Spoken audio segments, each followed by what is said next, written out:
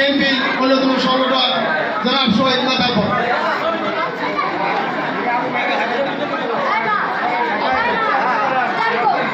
শুধু উপস্থিতি আমাদের ক্ষুদা উদযাপন কমিটির পক্ষ থেকে শুভেচ্ছা বিনিময় করবেন আমাদের প্রতিষ্ঠান মন্ডলীর সদস্য বাবু সুকুমার চন্দ্র দাস।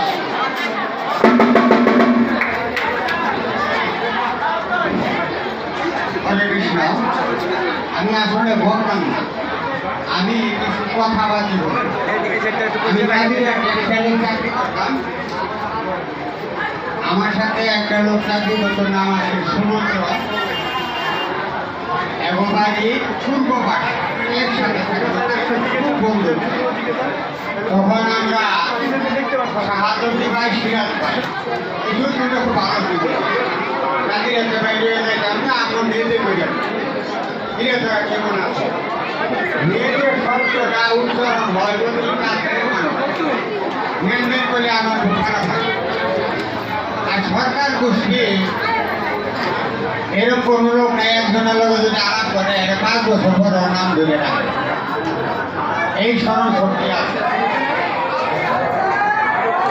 যাই হোক, সালাউদ্দিন সরকারের সমন্বয়ে আমার কোনো কোনো দরকার নাই, আমরা সকলেই জানেন। আমার বয়স 72 বছর বয়স, চাকরি করছি 35 বছর, বক্তৃতা দিবার আমার সময় না। তো আমাদের গ্রামে কিছু কথাবার্তা স্থাপন করবো, সেই কথাবার্তাগুলোকে এই যে আমরা সার্বজনীন দুর্গা পূজা আমরা উদযাপন করতেছি 17 বছর যাবত। সুতরাং 17 বছর আগে কোনো পূজা হয় না।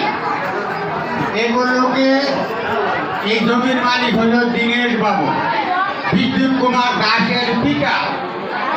আর এদের তৈরি করলে এই বিদ্যুৎ কুমার সভাপতি দায়িত্ব নেওয়ার